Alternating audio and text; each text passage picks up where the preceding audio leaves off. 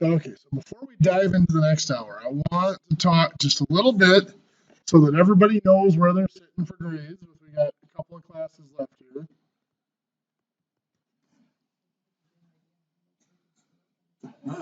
Well, no, but so that you have a couple of days to go back through and redo some stuff if you need to.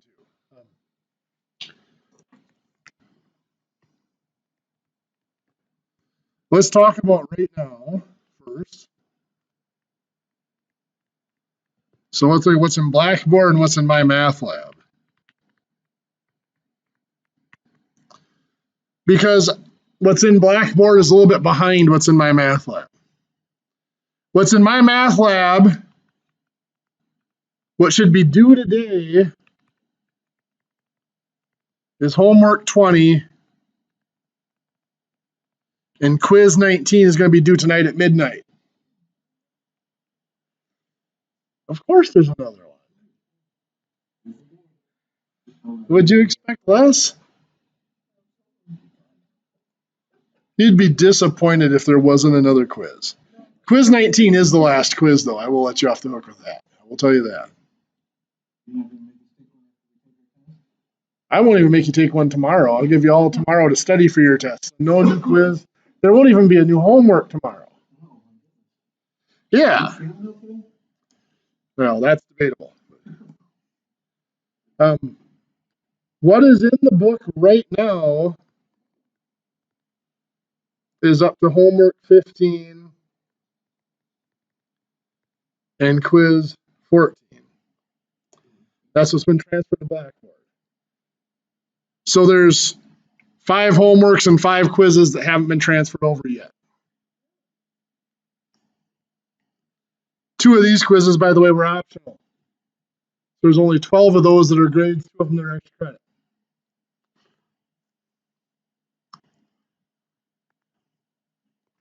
Combined with that, the 3 tests that we have taken, that should be 450 points.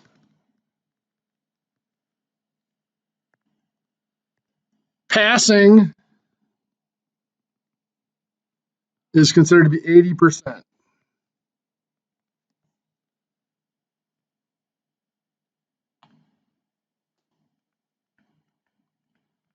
So that'd be 360 points as to what's in the book right now. So when you look at Blackboard, the weighted total, the percent, may not be correct, because if you have an assignment that you didn't complete in Mymathlab, I don't put it in as 0, as I just leave it blank. And sometimes, depending on what you've got settings on your end, sometimes Blackboard doesn't figure that in as a 0. What matters is the total points. So where it says total, right before homework 1, that column right before that is total. That total needs to be at 360. Now, if you are below 360, and there's only a couple of you that are right on that edge,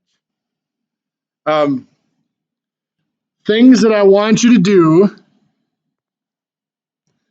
I will be updating Blackboard today. By the end of today, Blackboard will be here. It will be caught up. I may not have quiz 19 in there yet, but I will have quiz 18 and homework 20 will be in. It'll be due at noon, so that'll be in the book. So the only thing that'll be left to go in the book will be quiz 19, and then of course test 4 coming up on Thursday. At the end of this point here, there will be 500 points in the book. So once it is totally updated today and quiz 19 is put in there, that won't get put in until tomorrow because it's not due till midnight tonight or 11:59 tonight. That would be 500 points. That would mean you would need 400 points at that point to be at that C or better for passing the course. After Thursday's test, there will be 600 points in the book, so you'll need at least 480 points. I will grade those tests immediately upon receiving them. And those of you that are in the room here with me, I recommend that you just stay within 10 minutes. I'll have them graded and hand it right back to you. Those of you at the other sites, I will be checking my email often Thursday afternoon, waiting for them to get emailed to me. I will grade them and get them back to you. Here's where you guys get an advantage being at the far sites. I will check my email at about noon on Friday. And if you have returned corrections to me at that time, I will grade those corrections and put them in the book. I will not submit grades for this course until after noon on Friday, so you have time to correct those tests and get them back to me. So really, well, I'll get to that in a second. Those of you in the room with me, I won't be in the building on Friday. So once I grade them, I'll hand them back to you and we can work on them together here a little bit to get your corrections done. Same with those of you at the far sites. If you're looking at them and you have no idea how to do your corrections, let me know and I'll communicate with you through email. If I happen to get any of them sent to me before the end of our class, before the end of our network time, I will grade them and send them right back to you, and you can look at them and ask me questions during class as well. So as long as you have these 400 points after quiz 19 is done, all you need to do is get your 80 points on the test on Thursday, which means you have to have 60% the first time around and then do your corrections to get up to 80. Now, if you are short of this, a couple of things you should be doing. The first and most important, I'll put a big star by it, is compare your grades in Mymathlab to Blackboard. I've mentioned this before. If you've done late quizzes,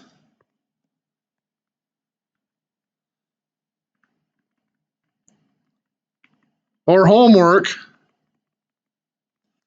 Mymathlab does not alert me when something has been finished after the due date. So if you finished it after I transferred grades to Blackboard, it's very difficult for me to notice that it's been done. Literally, the only way I can do it is to pull them up on separate screens and compare the two grade books to see if there's any blanks or any different grades. So it's very, very common that I miss one if you did it late. So compare those. If there are any grades different in Mymathlab than Blackboard, stuff that you've redone and got a better grade on, or stuff that you completed late that I didn't get a grade in Blackboard at all, send me an email and let me know so that I get those updated. And when you send me the email, tell me which assignment, what number. That way I don't have to dig through the whole grade book and see. If you just say, hey, I've got a couple of quizzes that didn't get updated, I've got to dig through the whole grade book to see which ones. So it helps me if you tell me which assignment number, quiz number 14, 17, and whatever, and homework 12, 13, and 14 didn't get updated. Or the second thing,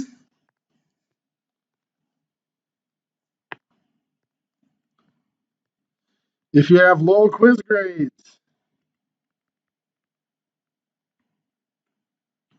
in Mymathlab,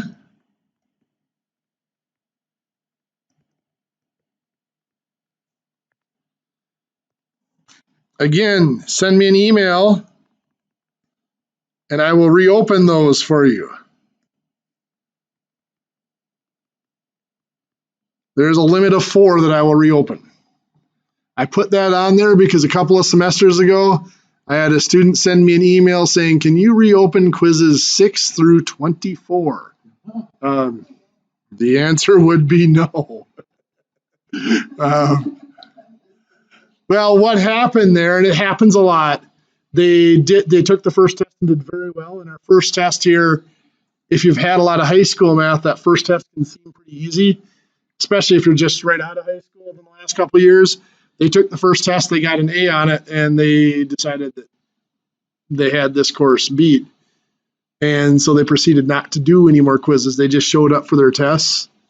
And they didn't realize that in a 600-point course,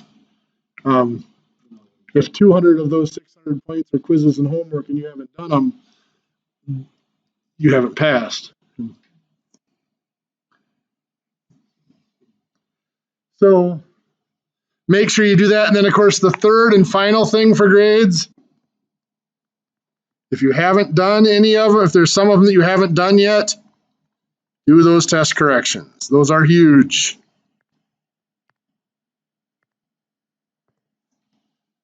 And of course, like I said, if you have any questions on them, anything you're not sure how to correct, ask me, or if you got somebody else you'd like to ask them, get help on them. I have absolutely no problem with you working with somebody else on test corrections. Like I said, if you want to, I'll sit down with you and walk through them step by step. My point there is so that you have the right answer and so you've seen how to do it correctly once. So make sure you are on top of those and let me know. After the test is completed on Thursday. So after like 11:40 on Thursday. If you do work, if you finish the test early and work on some of these during class, I will still accept them, but at 11:40 on Thursday, I will no longer transfer any more grades from Mymathlab into Blackboard. At that point, what you have in Mymathlab is what you've got. The only thing that I will put in after 11:40 on Thursday is your grade on the test and then any corrections on this test. So that's our time limit, is 11:40, which is the end of class on Thursday. I won't say in front of the group. If you ask me after we're done here, I'll let you know.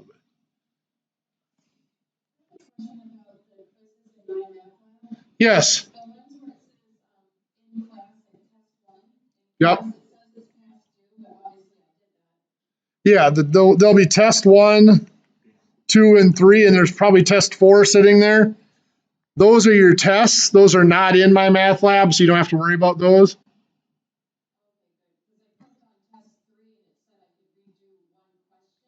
Yeah, I have to put one question on it to make it appear as an assignment. Yeah, so yeah, there'll be one. It'll actually probably be a pretty easy question.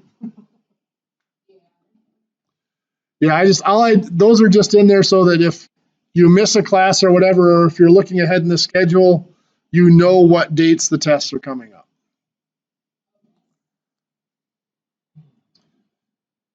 There is no good way in this software to put in there a note that's not an assignment, but just an upcoming in-class assignment.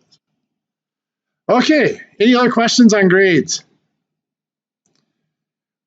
Like I said, everybody that's in the class right now is well within reach of making that passing grade.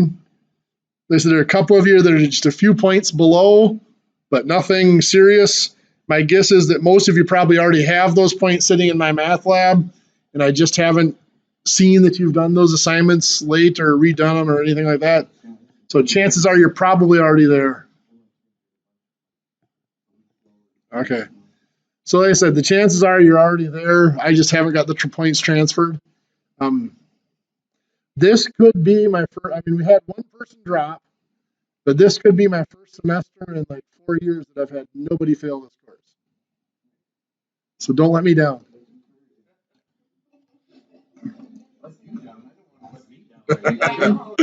What part of this class makes you think it's about you? Come on. You guys were here to entertain me for 8 weeks. That's what this is all about. Now, normally I have at least 1 or 2 people fail because, like I said, after the first test, they get a little too confident and they don't take it seriously, and then they dig a huge hole. Like I said, this could be my first class I don't give a single F, which would make me really happy. Contrary to what they say, some math teachers do have a heart, and I do feel bad when I have to fail people. Don't let that secret out. Don't let that secret out. I don't want people to know that about me, but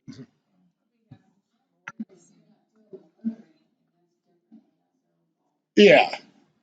Well, I said I've had yeah. And I've had very, like I said, I think this is the 13th year I've taught this course, and I've had very, very few students who stuck it out to the end, completed every assignment, and didn't make it. Maybe 2 or 3 in 13 years that stuck it out to the end and didn't make it. So, I mean, that's why the homework and quizzes in Mymathlab are 1/3 of your grade, is so that's the effort portion. You put in that effort, you're going to make it.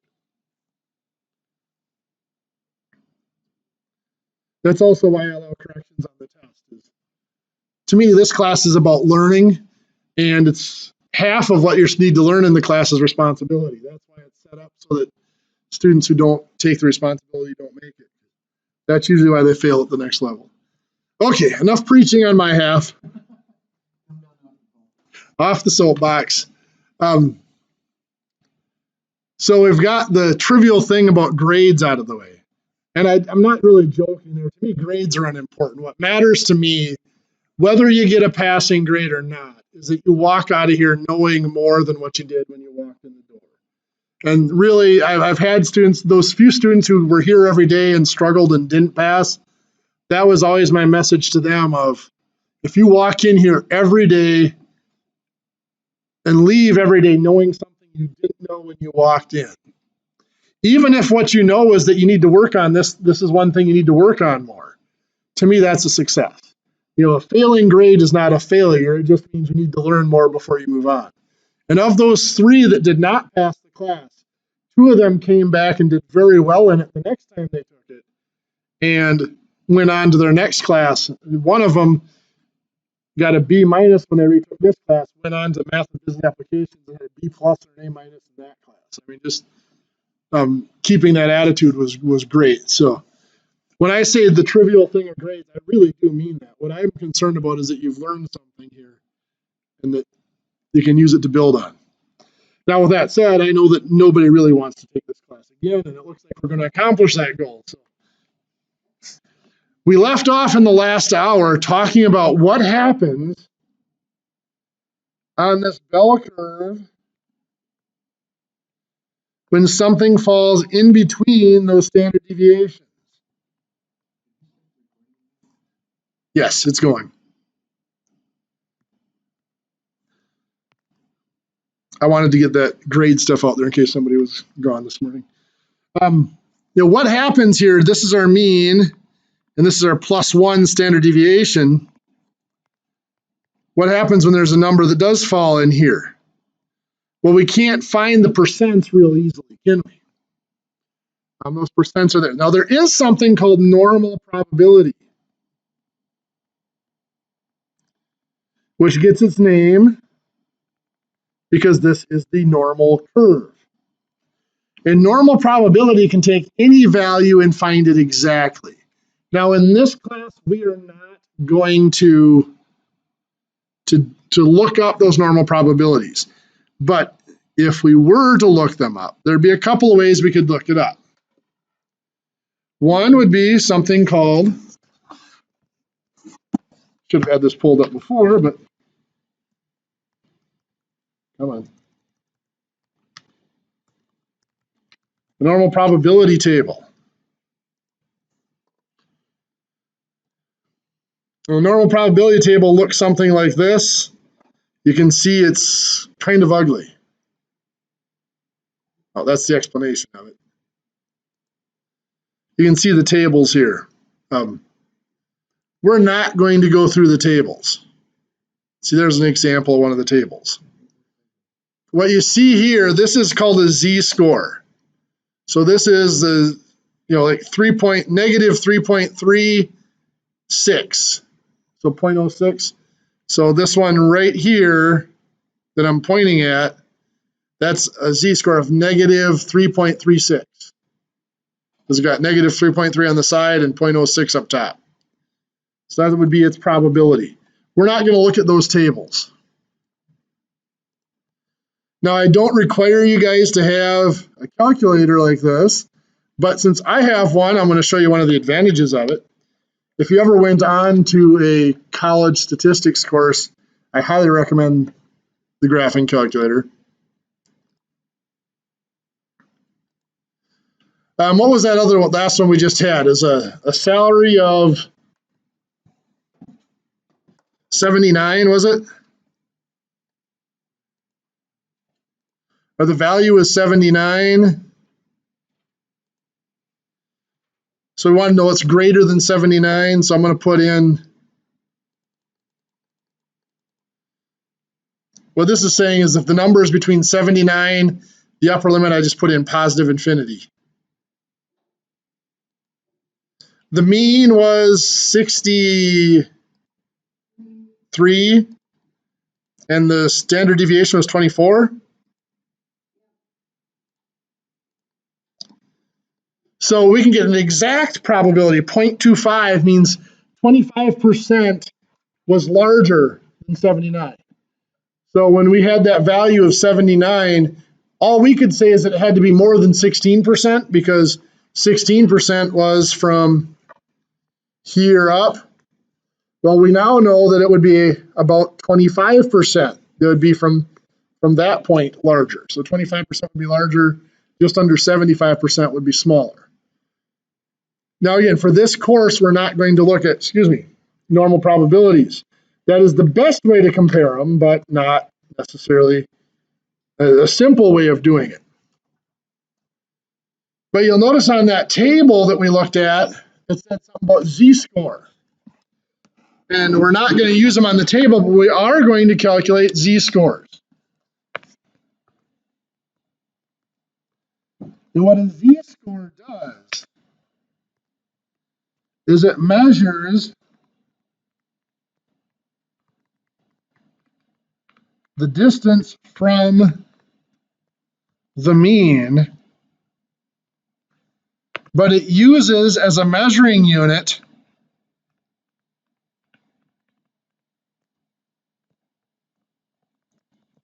the standard deviation.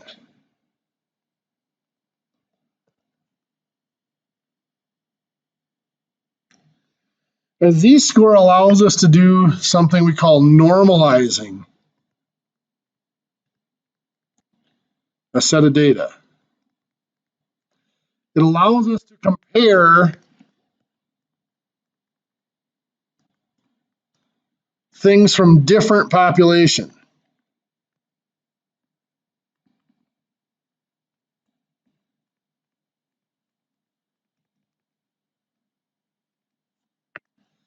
So the z-score itself, and I'll show you an example of what I mean by allows you to compare between different populations in just a second.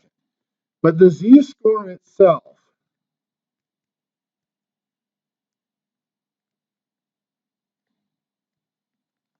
is found by taking the number, subtracting the mean.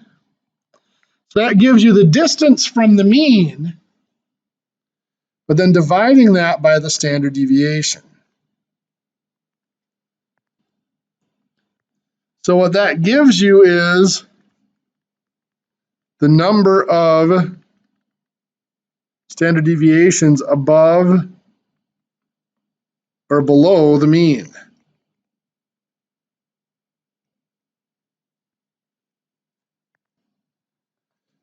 And that number should be consistent from one population to the next.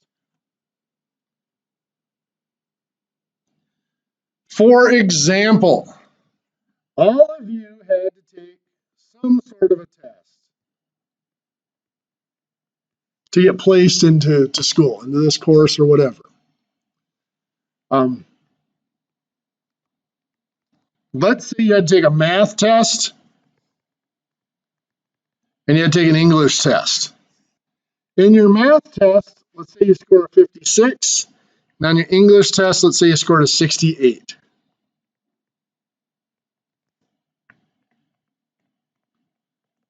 Well, are you better at math or English? Well, most of you would probably say English.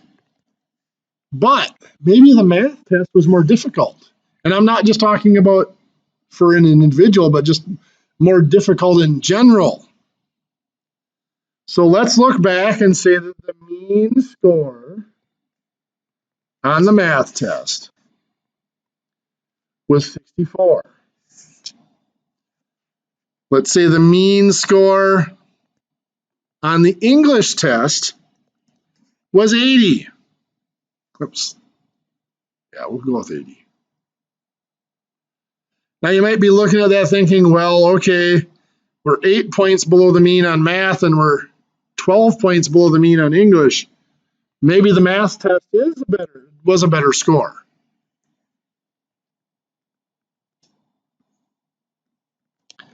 Let's say that for all students who took the math test, the standard deviation was 5.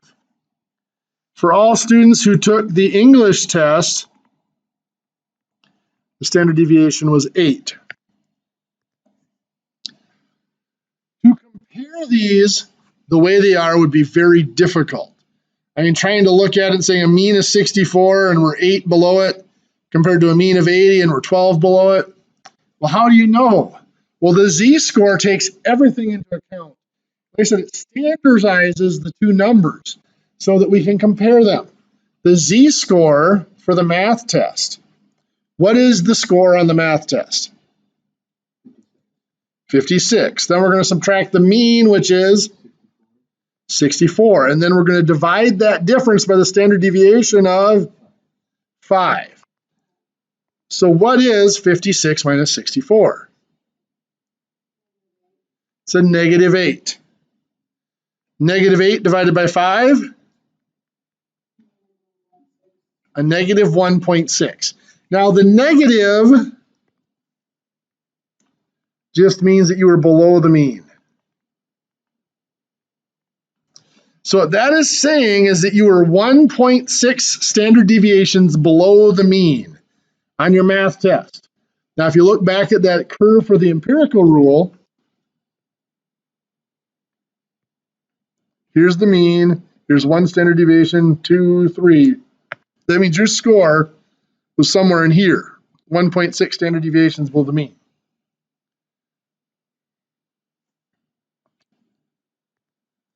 Let's look at your English score. To calculate Z for your English score, where do we start? 68 is your score, minus the mean of 80, good. Divided by standard deviation of 8. What is 68 minus 80? Negative 12, yep. Perfect. Negative 12 divided by 8 is negative 1.5. Now it is still negative, so that's still saying you were below the mean. You were 1.5 standard deviations below the mean, which is saying somewhere in here on that curve. What's telling us both of them were below the mean. Both of them were below what you would say is the average. But the English score is less below than the math score is. So you did less poorly on the English test than the math test. Now there's an opposite side of that. Let's say that you have, for lack of creativity, I'm going to call them person A and person B, working in the same field. Let's say both of them are working as a nurse.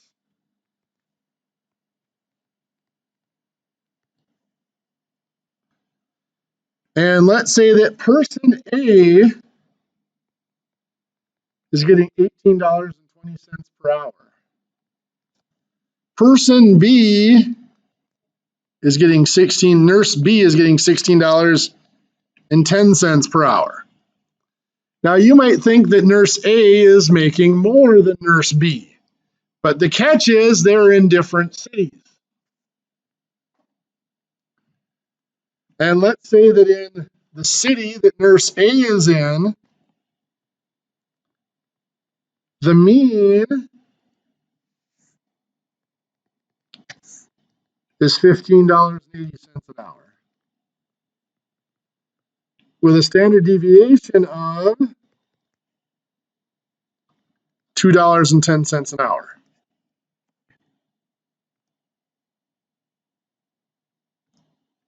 Let's say in the city nurse B is in, the mean, let's see here, is $14.30 per hour,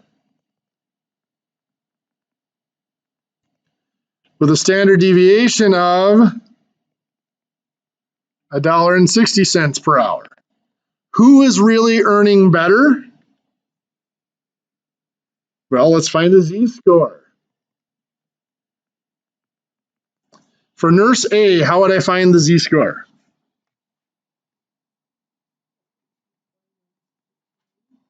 Yes, their wage of 1820 minus the mean of 1580 over the standard deviation of 210. So we subtract 1820 minus 1580 is 240. Does that look right?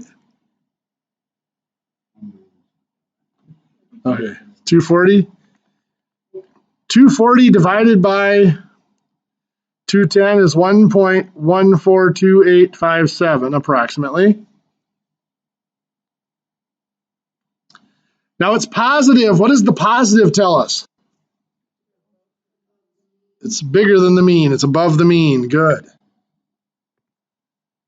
Well, that doesn't tell us much until we calculate the next one over here. For nurse B, how do we find their z-score? Careful. It's the 1610 minus the 1430, then divided by the standard deviation of 160. Good. So the 1610 minus 1430 is what, 180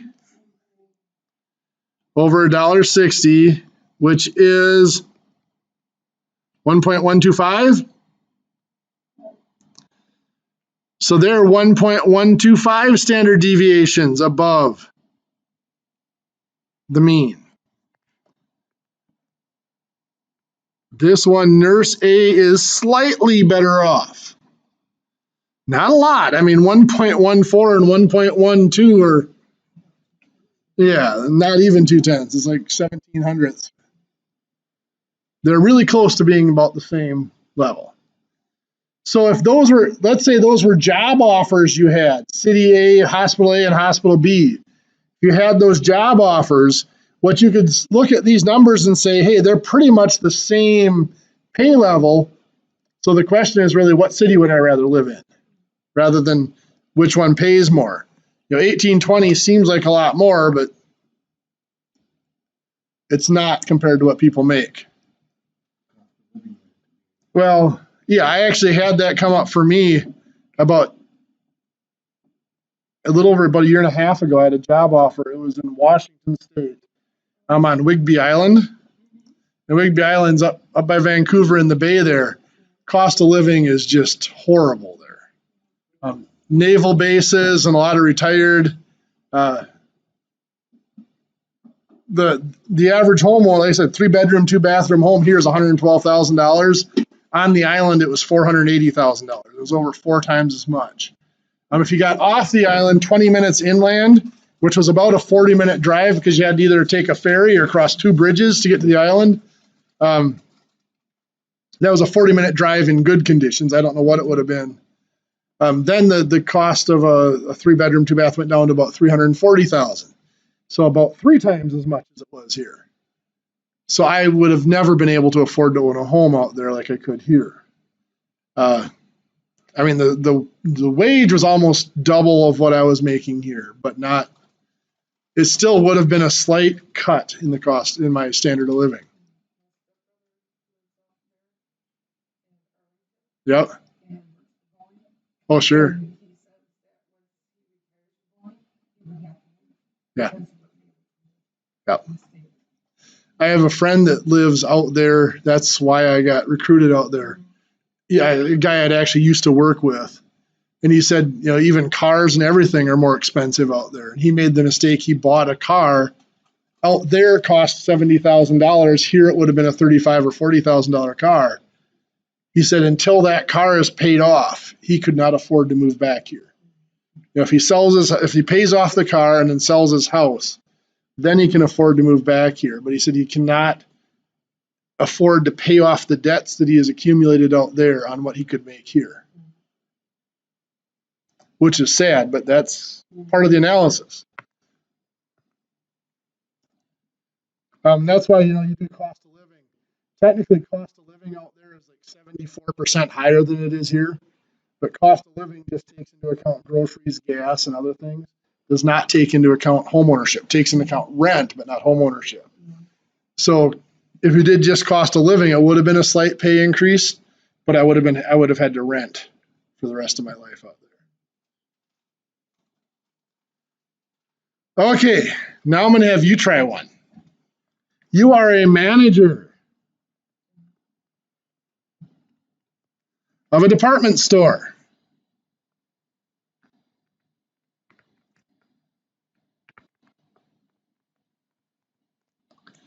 And you need to fire an employee. You have it narrowed down to 2 people. Just 2, yes. This is why I am not in business anymore, because I would probably on certain days fire them all.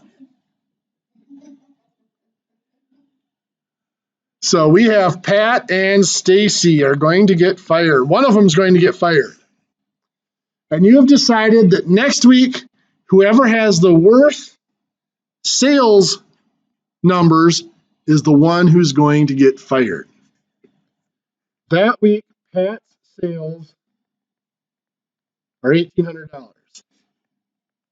Stacy's sales are $2,900. Does that mean we say goodbye to Pat? No. Pat works in toys. The mean sales for all people in toys is $3,300 with a standard deviation of 500. Stacy works in electronics. What's that? Bigger items, you got it. In electronics, the mean sales were $4,200 with a standard deviation of $400. I'm going to give you guys a couple minutes to figure this out and tell me who should be on their way out the door.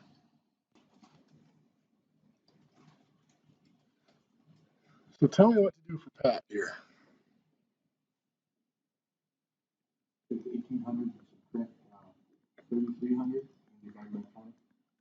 1,800 minus 3,300 divided by 500.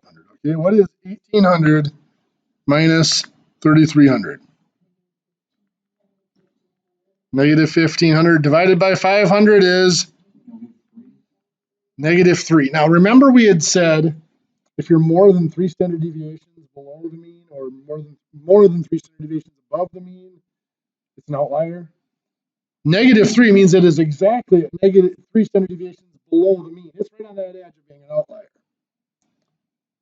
So Pat did not do well.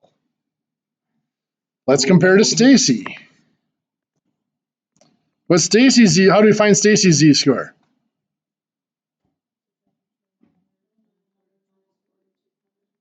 $2,900 minus 4,200 divided by 400. 2,900 minus 4,200 is negative 1,300 over 400, which is a negative 3.25. So Stacy is an outlier and is worse. So Stacy needs to go away. Pat should not unpack too many of his things in their employee locker, by the way, because negative 3 would be one I'd be watching really close. To be honest, anybody below a Z-score of negative 2, I would be watching. Any good business, employee turnover is a part of any good business because there are always employees, even though they're there and they're on the payroll, that you are better off not having. And below a negative 2 Z-score, remember, if you look at the curve, below 2 standard deviations below the means, you're negative 2.5. That's, sorry, not negative 2. It's about 2.5%. Because you had 2.35 and 0.15, that's 2%. And every so often, you should always 2.5% of your employees is not a large amount. That's 1 out of 40 employees. A good business is always hiring and always letting go the bottom rung on the ladder. They couldn't keep people, or they couldn't fire them. Union shop. That's yeah. No offense to, and there have been a lot of reforms in the unions that have made it a little bit better, but that was one of the problems in the auto union, is that the auto union was so powerful that yes, you couldn't get the same amount, you couldn't make that money anywhere else too. So they stayed there and they didn't want to be there. Yeah, there were a lot of things. One of the places I worked was a union shop, and I was actually one of the union reps for the employees. And I couldn't take it because I had to defend people. There were times I had to look at management and say, yeah, I agree, this person has to go, but here's what my job is. I've got to tell you that this, unless you do this, this, and this, you can't fire them. And my frustration was, what I was trying to do was tell management, this is how you're going to fire this person, because I agree they need to go. But they wouldn't go through the process. The process was so complicated and time consuming, they didn't want to deal with it, so they just kept them on. I'm not trying to criticize unions at all. I've worked in unions. I've worked outside of unions. There are definitely advantages and disadvantages either way. But it's not that the unions are evil. They're not. Sometimes it's not the union, it's the management that doesn't want to deal with the union, so they let things go. Sometimes the union is too powerful for its own good. Well, the good news is that is all the new material I'm going to shove down your throat. Now, there is no homework tonight. No new homework, just the one from yesterday. But I will tell you this. Z-scores will be on Thursday's test. So even though we did not have homework on those, there will be a question on Z-scores, because I think that's an important enough one to understand.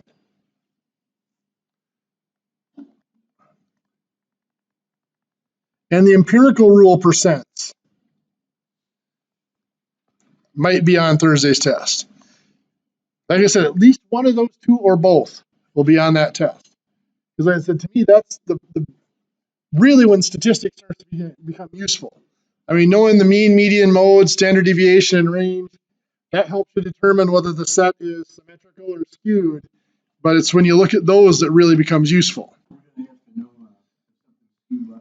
No, I won't make you do that. That's a little bit more subtle. If the mean is bigger than the other, is it skewed right? If the mean is smaller than the other, is it skewed left? I'll leave that to a formal statistics course. There is a new quiz that is due tonight. This is your last quiz. I believe it's quiz 19. Due tonight at 11:59 p.m. Now, if you can't tell, I am very passionate about statistics. I spent a lot of time in this course talking about misleading statistics, misleading graphs, and stuff like that. If you want to get into an upper level management position, or if you really want to really excel in this world, one of the easiest ways to do it is to be good with statistics and get a good working knowledge of statistics. I would say 80% of the managers I've worked with, I've done a lot of industrial training, 80% or more of the successful managers I've worked with have been very good at statistics and have used statistics well. Just because that's the easiest way. I mean, statistics and accounting skills are the things that get people up, because you got to understand how decisions are made and how money works. If you understand those two things, that's what gets you up through there. I have had a lot of jobs in my life. I won't say a lot. I've had a few jobs in my life that I was not qualified for because I was good with statistics and the numbers. They figured they could train me very quickly on the rest. So that's why I spent as much time, and I went into more detail than the book did on statistics, because it is probably one of the more important skills you have.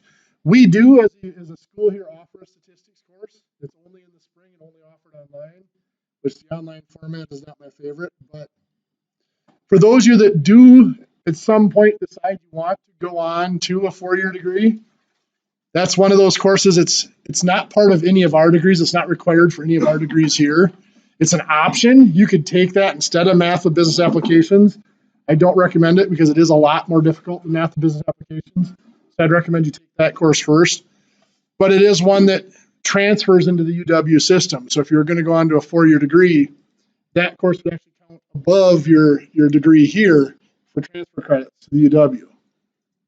And we do have a few classes like that. Okay, so tomorrow is all review. There will be no new material tomorrow. We will be reviewing for the test. And Thursday, all we're going to do is the test. There won't be any lecture on Thursday. Once again, after class tomorrow, I'll get the test sent out to your locations. So Thursday, if you want to come in and start early, I should be here by 8 o'clock or shortly thereafter. Your other location should be open by 8 o'clock. You may have to go to the ITV office to get your test.